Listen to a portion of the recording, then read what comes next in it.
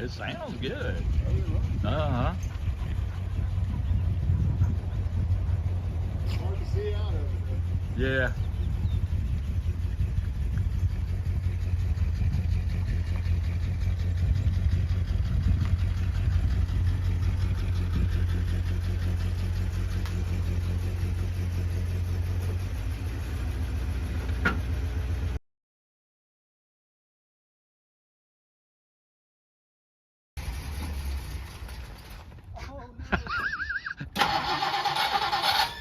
Whoever sold me this thing ought to be ashamed of themselves.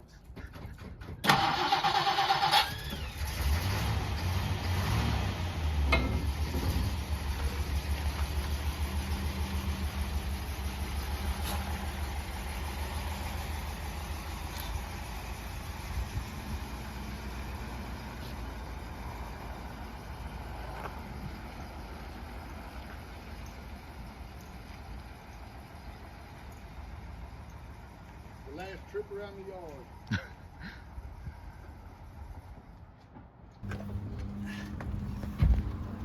Luckily, this is a station wagon, and you can go out the back.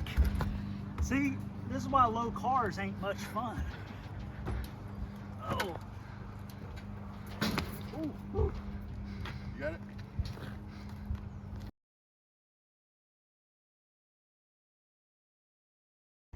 The downsides of a very low car is it has like 4-inch blocks on the back and the torsion bars cranked down.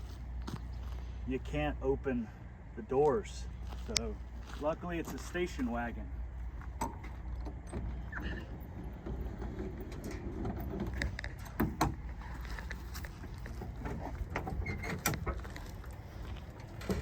And I can't say that I've ever had to go through the back of a car before to get inside of it.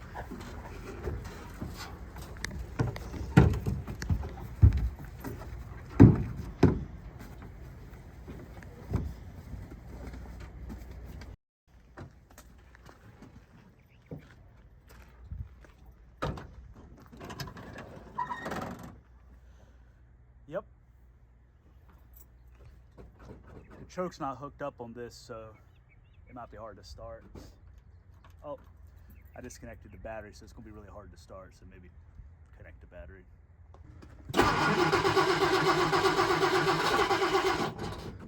Maybe.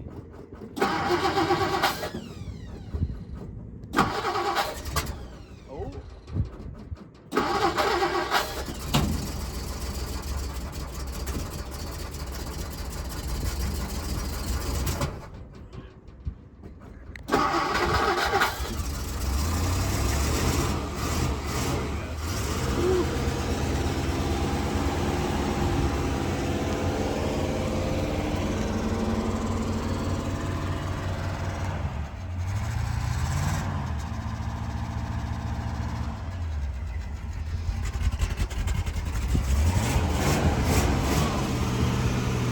I definitely got to hook the choke up.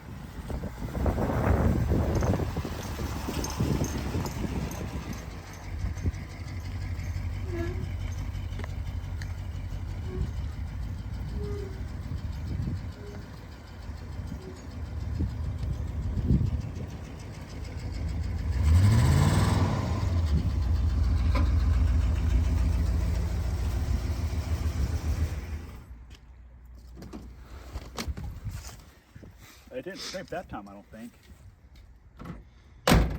Oh, look what I found.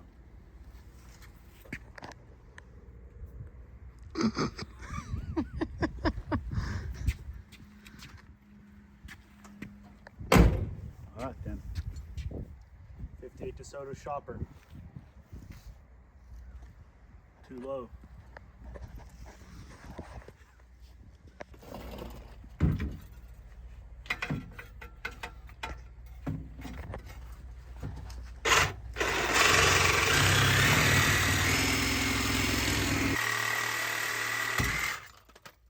we go.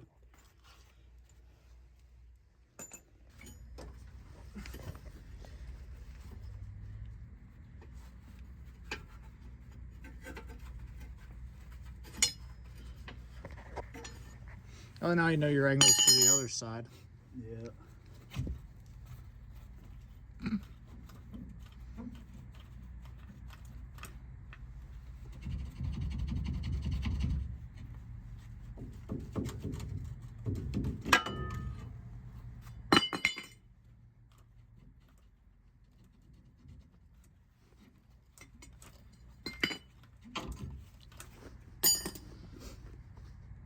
There we go. That's one.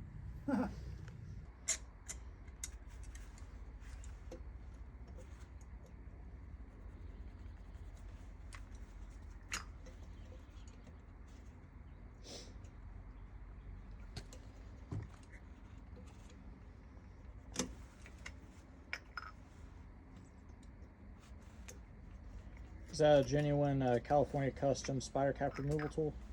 Oh yeah. That's good.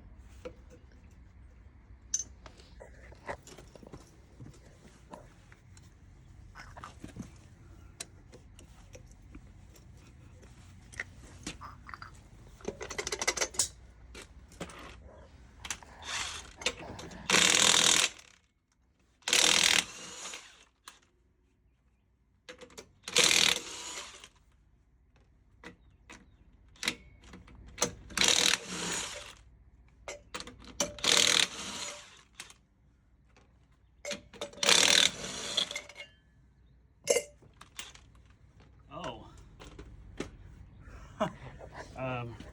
This is why you always Who needs properly bend your cotter pins. Who needs that? Make sure it's not.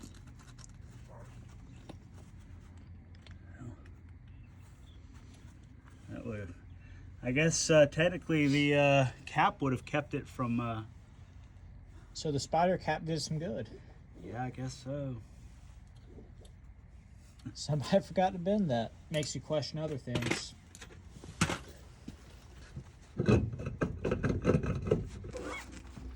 There we go.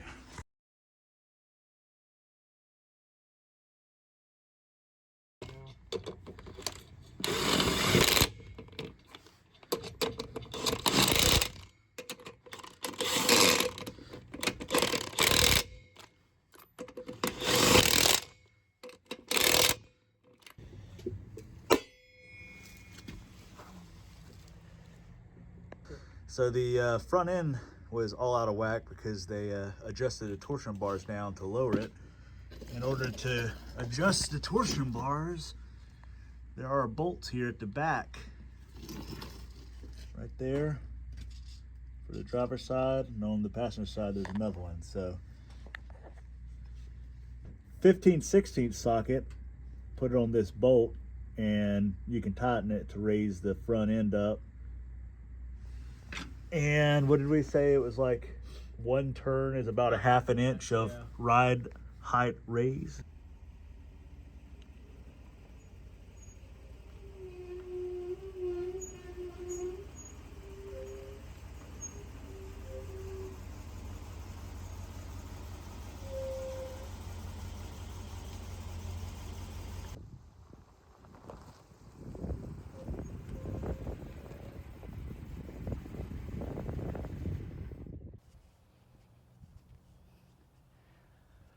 Welcome back to Obsolete Automotive.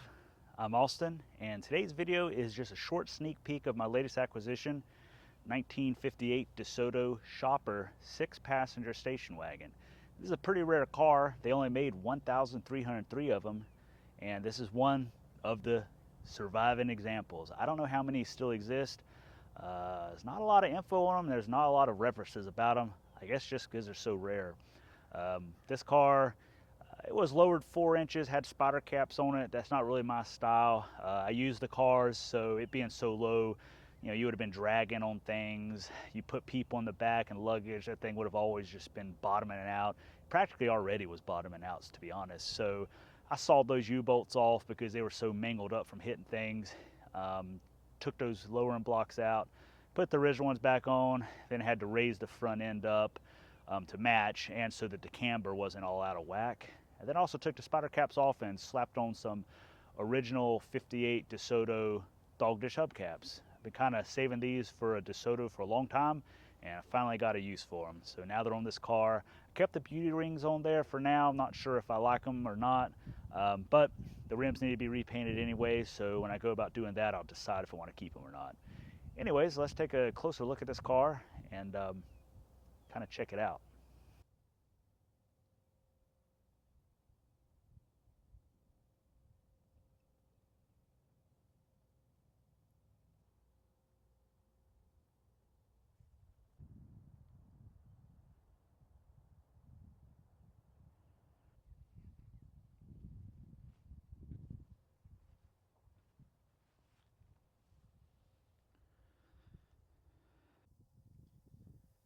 Like I said, this is a pretty rare example of a Forward Look MoPar.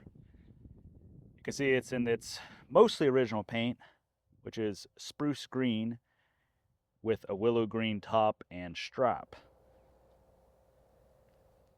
This, I think, was damage done by being too low, and it looked like a tire caught here and crumpled the fender up. So another downside of having a car lowered is it can damage your car. Hood, a little rough. The paint must have got very thin, and well, that's the result. And for some reason, the bumper, that middle piece there, really got rusty. The car did come with another one that's in good shape, so that actually unbolts. This bumper is in 3 pieces, if I remember right. So I can unbolt that piece and put the nicer looking one on. This is a fire sweep, which was based on a Dodge. And if you look, you can see that it does look similar to a Dodge. Now, they did have a Fire Flight, which was a higher trim level that was based off of a Chrysler, had a different front end. You can see on the back here, it says Fire Sweep. And we have the trademark DeSoto stacked 6 taillights.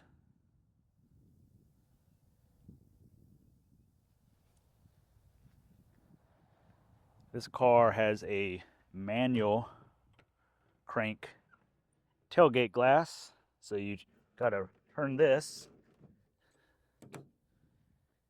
and then you gotta push this button here, then you can lift this up to open the tailgate.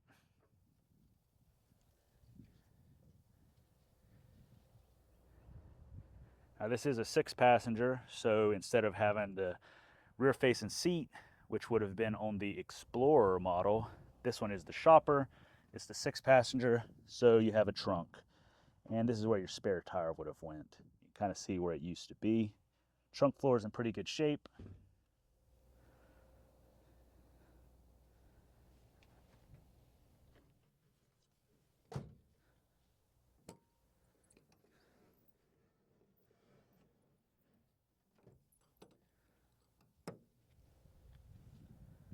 This was the Green Machine.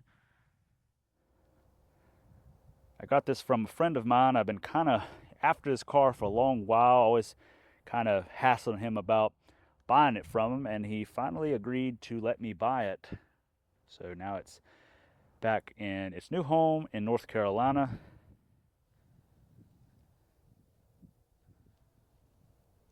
The back door handles are messed up, so I got to look into that. They only open from the inside, so I'm gonna have to see about fixing that.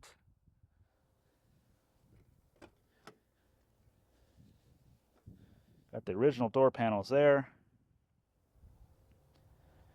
This seat is mostly original. Somebody replaced the fabric at some point, but the vinyl is the original vinyl. And as a bonus, we still have all the original card headliner. These usually fall out. You can see that one's trying to fall out, so I'll have to fix that. You see it had a really cool pattern. All those squiggles. So all the station wagons of this era for Mopars had this perforated hard headliner. And actually all the station wagons shared the same body essentially from 57 to 59. 57 to 58, they were all identical. In fact, so much so that these taillight bezels all bolt onto each other. So you'll find DeSoto and Chrysler wagons a lot of times with Plymouth bezels on the back because these are so hard to find. So if these get damaged, you pretty much can't find replacements. So a lot of times Chryslers will end up with the Plymouth variety since they made a lot more of them. And you might have been wondering what these were.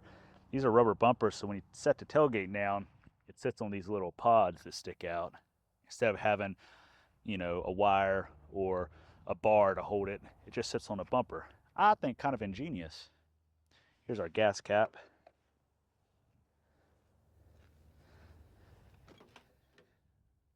Missing a door handle armrest here. See the front seat. And this thing needs cleaning. Had a really cool floor mat. It was hard as a rock, but it had some silver design on it. It looks kind of like 58 Plymouth Sport Tone. Unfortunately, we'll have to probably get rid of this because it's just absolutely just hard as a rock.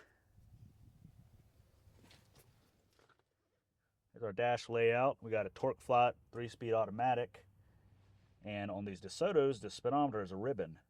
So it just scrolls over kind of like a thermometer the faster you go. We got all our gauges down here. Radio. That right there is where the clock would have went. I'm not going to go into too much detail. This is a quick preview. Back seat is original with a plastic cover over it, which is disintegrating, so I'll probably just remove that.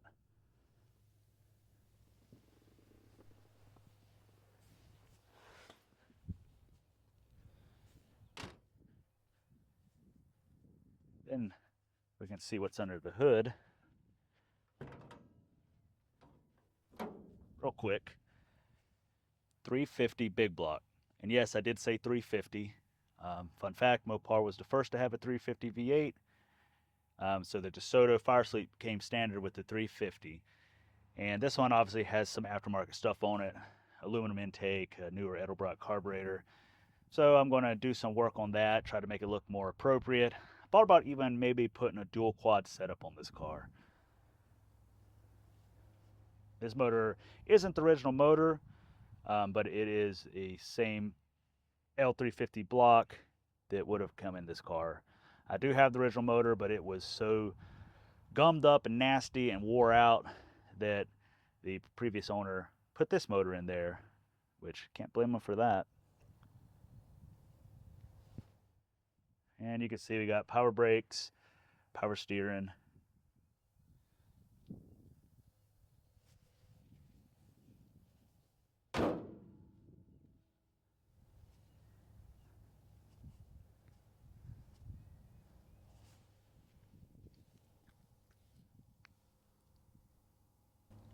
Hope you enjoyed this quick preview of the 58 DeSoto. Like I said, it's going to be a really short video. I know a lot of people were kind of biting at the bit, wanting to see the car a little bit better. So I took this short video to kind of give you a preview of it. I'm going to do some more work, clean it up, and then I'll do a full video on this thing. So stay tuned for that.